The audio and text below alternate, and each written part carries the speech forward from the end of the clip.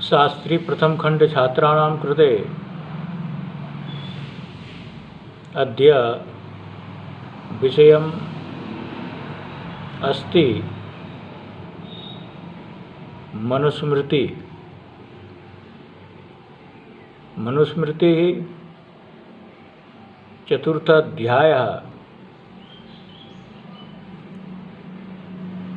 कोर्सस्थिते परीक्षा प्रश्नोत्तरस्थिते ये श्लोकाः सन्ति तेषां मध्ये श्लोकम् अहं वाचयामि, व्याख्यानं करोमि।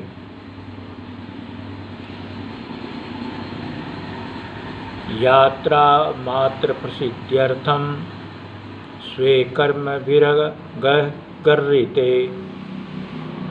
अक्लेशेन शरीरस्य कुर्वीत धनसञ्चयम्।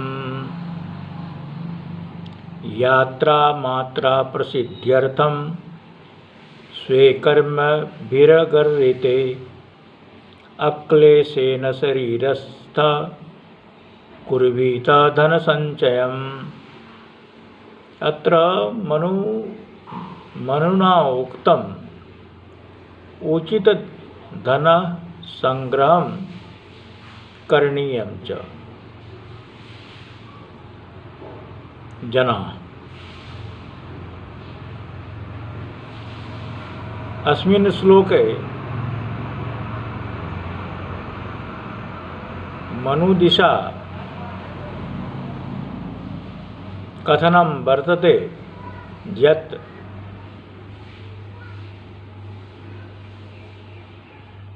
सकुटुंब पालन पोषण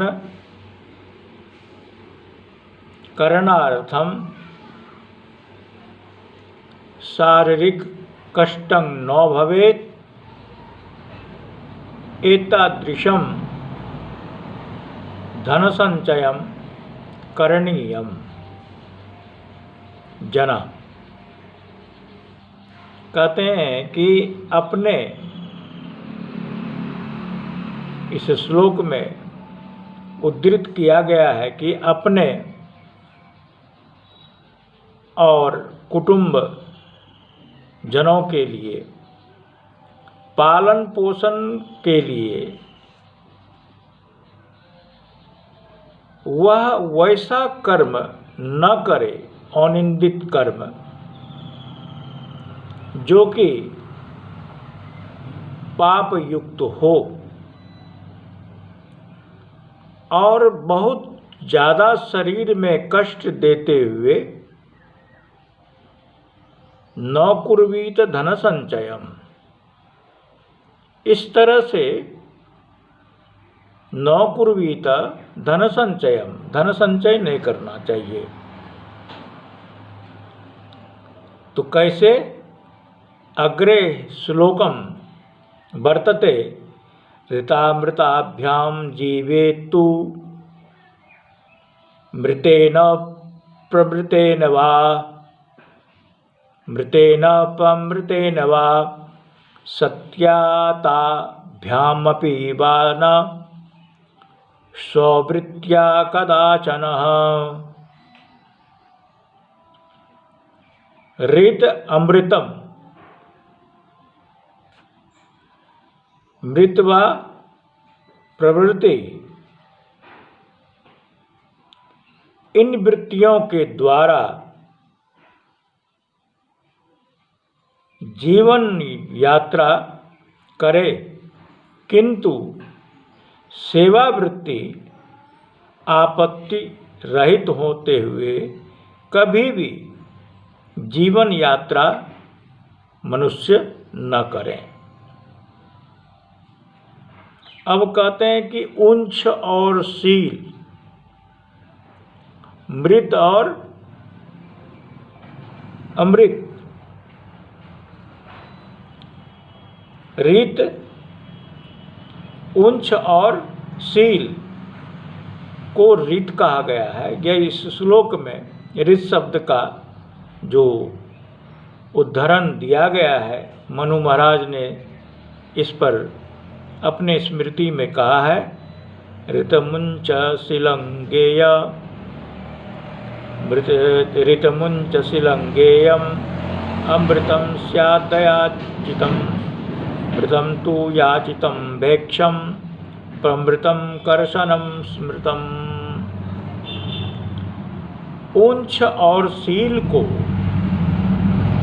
रीत के बिना मांगे जो मिल जाए उसे अमृत कहा जाता है। यानी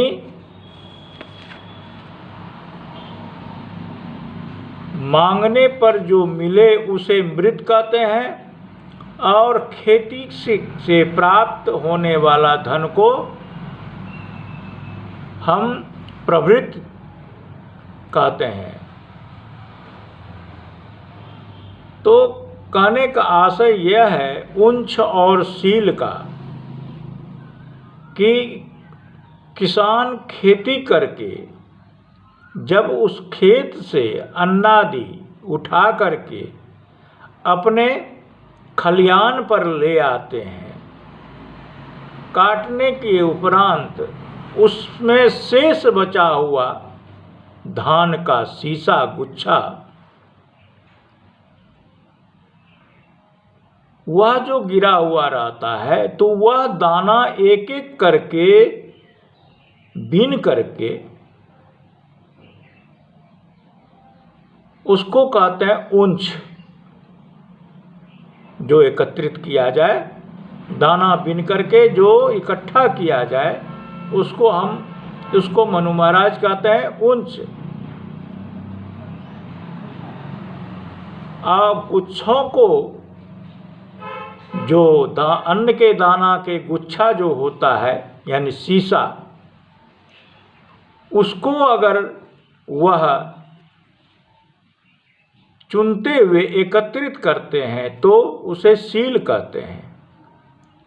इन दोनों वृत्तियों को सत्य के समान फल देने वाला होता है, इसे रीत कहते हैं।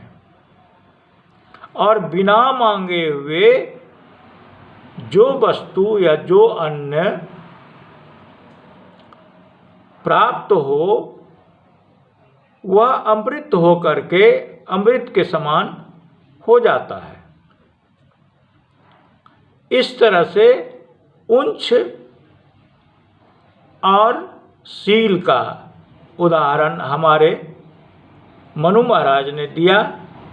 इसलिए धन संग्रह करने का, क्योंकि अपने परिवार यानी कि ब्रह्मचर्याश्रम से गृहस्थाश्रम की ओर जब जाते हैं तो ब्राह्मण को जब अन्न अपने घर में न हो रहता है तो वह अपनी उंच वृत्ति के द्वारा, उंच और सील के वृत्ति के द्वारा अपने परिवार का निर्वहन करने के लिए इस तरह का वृत्ति को वह करके परिवार का भरण पोषण करते हैं।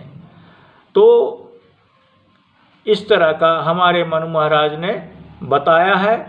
अगला कहा गया है आगे के श्लोक में, सत्यानृतं तु वाणिज्यम सत्यानृतं तु वाणिज्यम तेन चैवापि जीव्यते सेवा स्ववृत्तिराख्याता तस्मात् तां परिवर्जयेत्। कहते हैं सत्यानृतं तु वाणिज्यम तेन चैवापि जीव्यते। वाणिज्य में, बिजनेस व्यापार में व्यक्ति को सच और झूठ बोलना पड़ता है।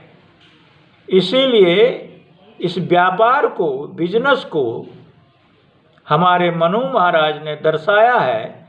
इसे कहा जाता है सत्यामृत, सत्यानृत, सत्य और झूठ।